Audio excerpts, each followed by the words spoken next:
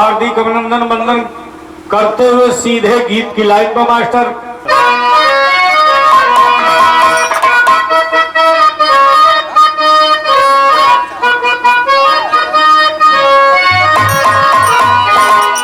देखो मास्टर, गीत का लाइन संकेत दिहले रक्षा चाचा के वो समय से हम जानत हैं कि जहिया जंघिया पहिर के हमन को घूमत रहली जा, एकदम जमीनी वाला चीज हम बताओ थे का।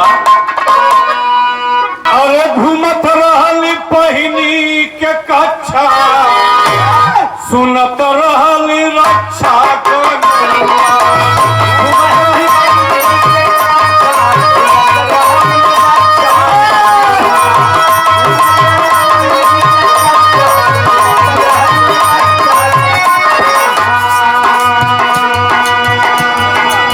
घूमत रहली पहिनी के कच्छा, सुनत रहली रक्षा के नौआ।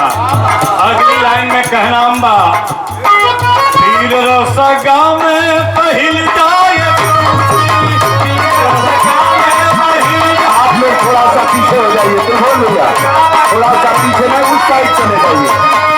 कलाकार जो भी है इधर मंच पे हमारे नेता जो आएंगे, स्वागत है उनका। धनंजय भाई, और कलाकारों से निवेदन है कि उधर आप लोग बैठ जाइए, उधर उस साइड में। और बहादुर यादव जिला पंचायत अध्यक्ष सदस्य हैं आपके कार्यक्रमों द्वारा 200 रुपया से सम्मानित। लेकिन बड़ा कष्ट होता है, बताइए इस महालड़ाई में 12 लोग हो करके भी कोई किसी के ऊपर त्याग नहीं कर पाया, और कर भी पाया तो यह जालिम सरकार जो है तीनों को पीछे करने का काम कर दिया।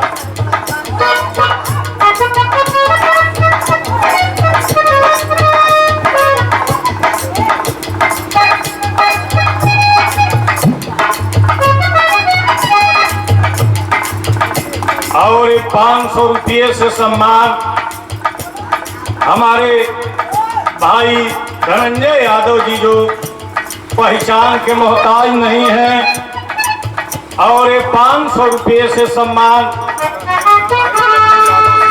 और कल्लू यादव जो बदलापुर जौनपुर में सिपाही हैं, आपके द्वारा 500 रुपया से सम्मान।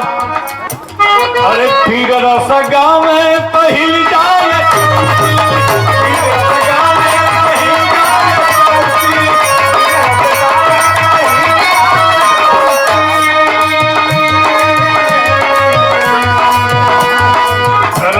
चाचा के विरहान सुनली घोसी में। तीरस गाँव में तो चौकिया एकदम गनगन गनगन कापे मनोज भाई, इतना उछल कूद, इतना शक्ति जान था। तो कहना बा, तीरस गाँव में पहिल जाए चौकी, अखैला पहिरवा के रहले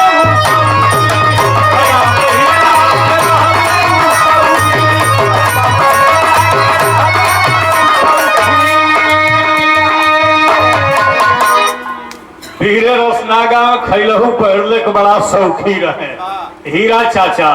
ए लिए कहना बा कि जान गईल नाम बच्चा बच्चा, अरे जान गईल नाम बच्चा बच्चा, सुनत रहल रक्षा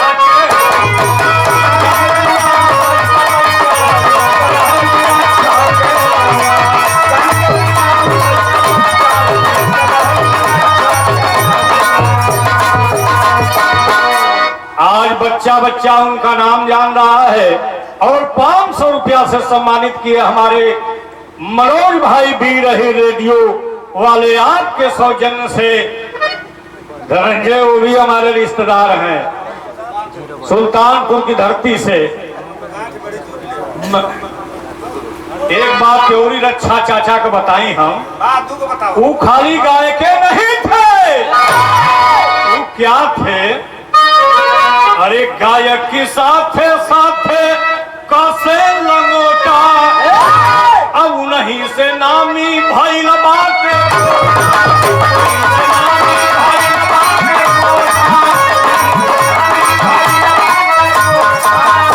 आज रक्षा चाचा के नाम से ही गोटा बाजार का नाम मशहूर हुआ। ये लिए कहना बा कि गायक की साथ साथ कोसे लौटा अब नहीं से नामी भाई लबाटे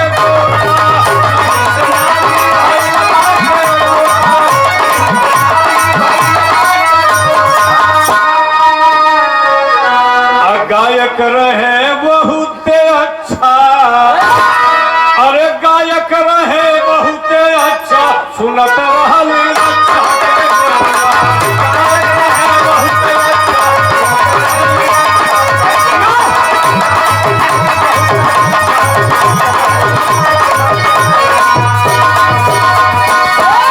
आज गोठा का नाम रक्षा चाचा के नाम से ही पूरे देश प्रदेश में विख्यात है गोठा का नाम। इतने ना अगली लाइन में कहना हमार का हीरा भैया, अरे हो गई नामी जब नेता कल्पना, नेता कल्पना आज उन्होंने हमारे जिले में जो कर दिया कोई कर नहीं सकता है। कभी कभी नेताओं का नाम भी लिए बिना दिल नहीं मानता है, जो कर्तव्य आदमी होता है। तो हो गई नामी जब नेता कल्पना अकेले प्रचार धैला नहीं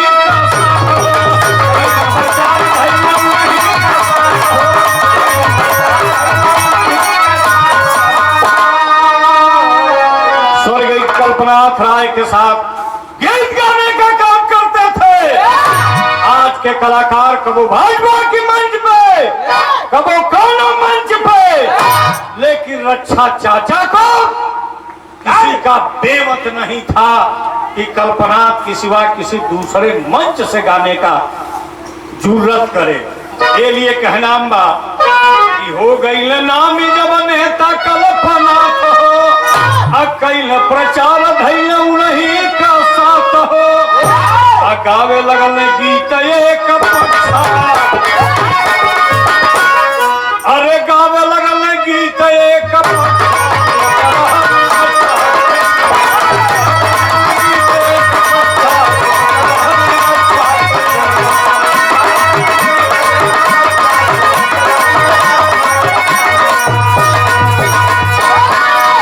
अब हमारी गीत के अंतिम लाइन बा हीरा भैया, अरे नमवा लिया बात सभवा की अंदर। आज यही लिए वो वीर पुरुष को गायक का और पक्के बात के थे, ये लिए आज सभा बीच में उनका नाम लिया जा रहा है। लिए नाम बा अरे नमवा लिया बात सभवा की अंदर अब श्रद्धा सुमन दे गायक